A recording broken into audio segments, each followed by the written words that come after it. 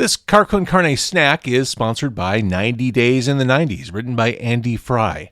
Take the gray line back in time to 90s era Chicago and relive all the music, moments, and pop culture.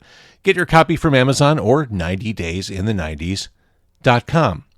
So it is time for a snack. I'm James Van Osdell, and when Caroline Lucius first shared this song with me, my immediate response was, this is exactly the sort of thing I'd put on the radio after one listen.